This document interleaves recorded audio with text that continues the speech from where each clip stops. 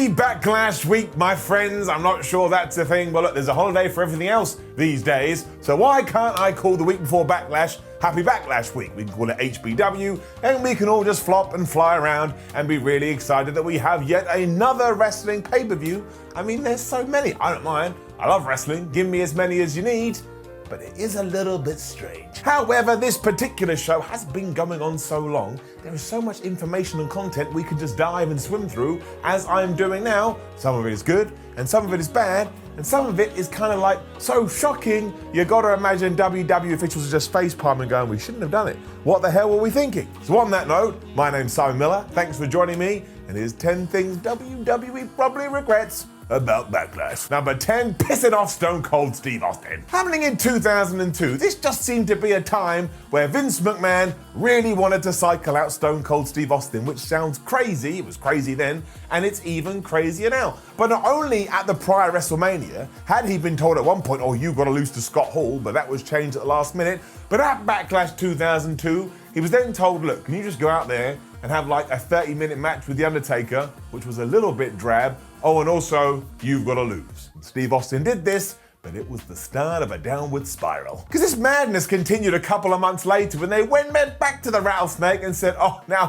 can you please lose to Brock Lesnar in a King of the Ring qualifying match, even though we haven't announced it beforehand, and even though the first coming together of you two should probably be on pay-per-view. And we all know what happened there, and if you don't, Stone Cold Steve Austin took his bag and he walked out of the company for a good old year. It all came down to the fact that I think Stone Cold Steve Austin was a little bit paranoid in the early 2000s, mostly because Hulk Hogan had just rocked back into proceedings and won the Unified World Championship. And never forget, when WWE brought those two belts together again, did Steve Austin ever get a shot at it, or did he ever win it? No, he did not. Number 9, Goldberg in 2003. We were all so excited for Goldberg to enter the world of the WWE in 2003 because of course we were. Here was one of the biggest stars in WCW who really should have come in during the invasion angle, but let's not worry about it. And finally, we were gonna see him rock and roll through the Fit. And then we all had to smell the roses. Rather than book Goldberg like Goldberg, which WWE would eventually do around about 15 years later, we booked Goldberg like he was just another WWE guy. I mean, what the hell? I get that he was in there with one of the company's hottest properties, but it was so clear at this point that The Rock was about to embark on a brand new career. So with that in mind, why on earth did they go like 13 minutes in a nice back and forth match, which also saw Billy Boy Blue do a rock bottom onto The Rock? And you can just imagine how the WWE fans reacted to that. They were like, don't you dare do that, Goldberg. We don't like it. What should have happened is that Bill should have walked down that aisle, stomped the absolute crap out of the Great One, speared him, gave him a jackhammer, 1, 2, 3, and then everyone would go, oh man, did I miss Goldberg. What it really came down to is that Vince McMahon could never actually push anybody properly if they had been built in a different company. And it's just mad when you consider that he bought World Championship Wrestling in 2001, so nobody was ever gonna go, you see, Bill Goldberg came in, Bill Goldberg came in, and you know, he's beaten everyone, which goes to show that Ted Turner actually had one over Vince McMahon.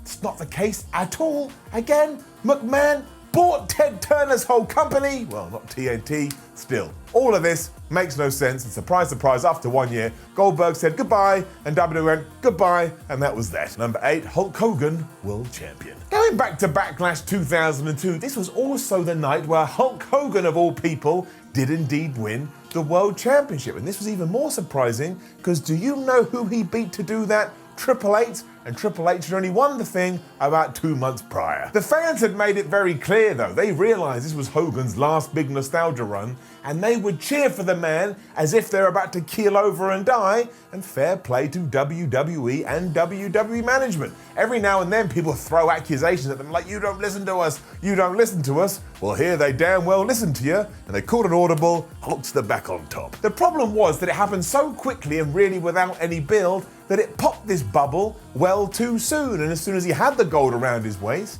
everyone went, well, we don't really know what we want now, and we're used to seeing Hulk Hogan on the show because he is on most shows, and everything just calmed down. From that vantage point then, it was a mistake, because obviously Hulk Hogan had a lot more days behind him than he did in front of him, and also his first feud was with The Undertaker, where the dead man, attached Hogan to his motorbike and then just drove around backstage. I don't know what was going on. Number 7, a non-finish in a DQ match. Yep, you heard that right. Don't overthink it, because it'll just hurt your brain. It's one of those situations where wrestling just goes full on wrestling, and somehow we are all to blame. At Backlash 2018, though, 2 of the greatest wrestlers of the world were rematching what they had done at WrestleMania, and I am of course talking about AJ Styles and Shinsuke Nakamura.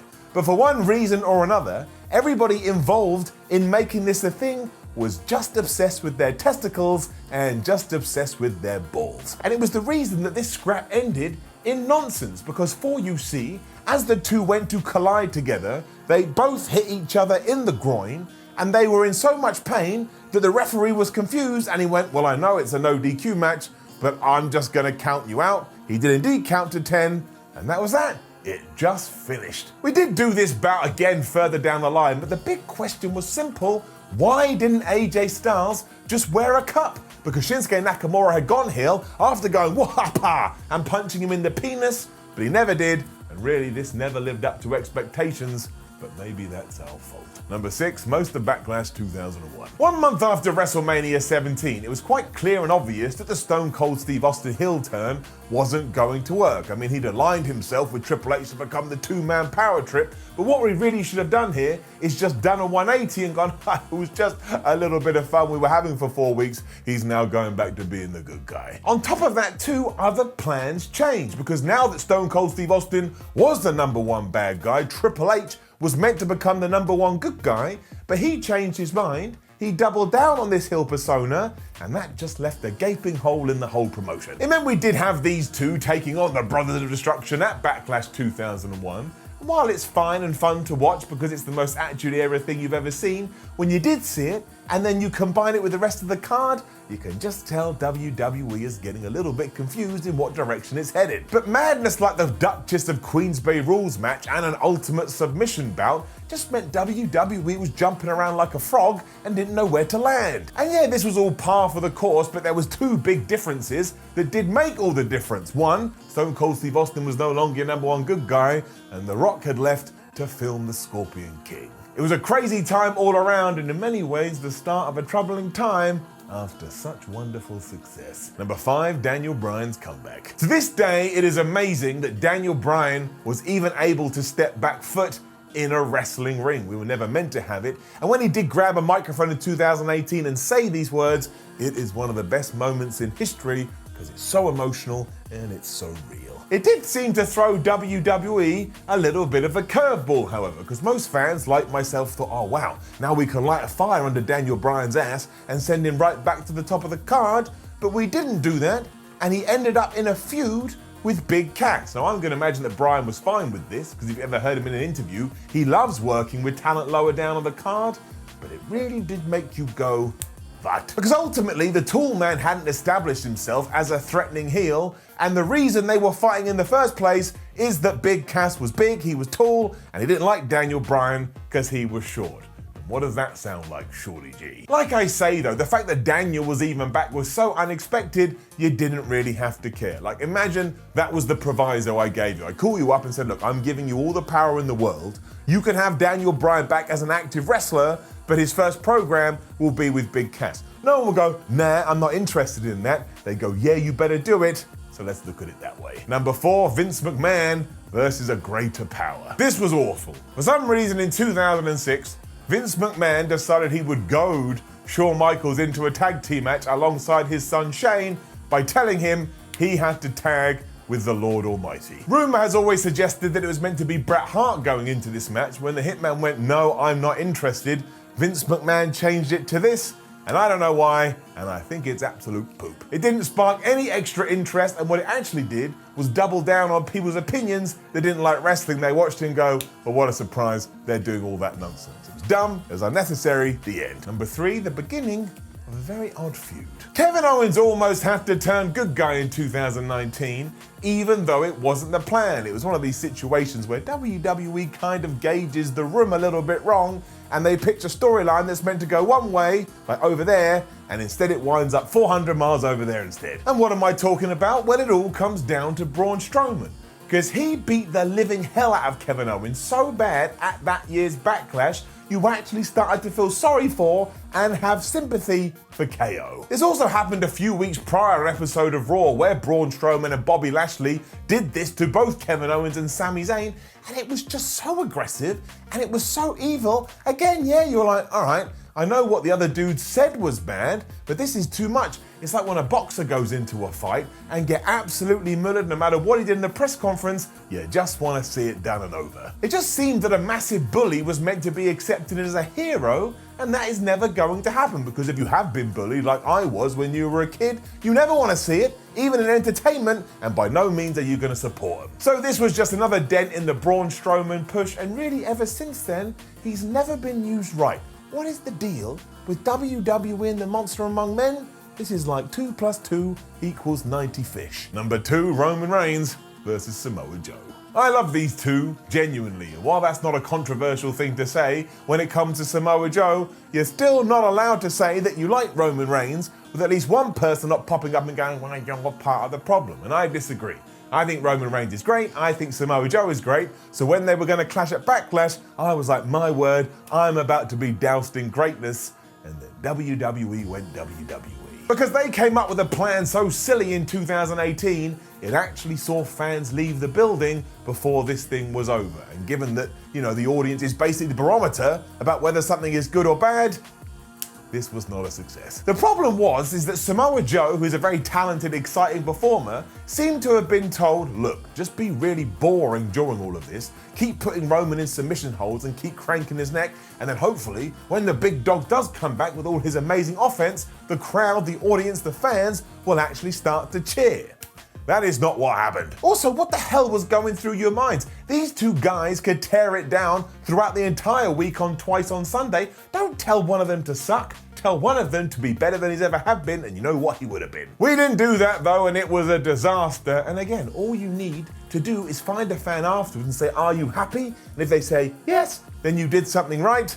So here we did everything wrong. Number 1, the crowning of Jinder Mahal. In hindsight, I kind of dig this. I mean, don't get me wrong, it made no sense that Jinder Mahal went from opening match dude to being the world champion with absolutely no build, but it was just so insane, it kind of does a 180, and I start to like it, and I don't know why. But there was just so many questions after the fact, like, how did this happen? Why did this happen? And what the hell were we gonna do now? The novelty was kind of fun, of course, but once more, the issue was, WWE rushed it. I'd have no problem if you want to take Jinder Mahal and start crafting him, start building, and have him start winning some matches to the point he makes his way to the WWE title and then eventually secures it.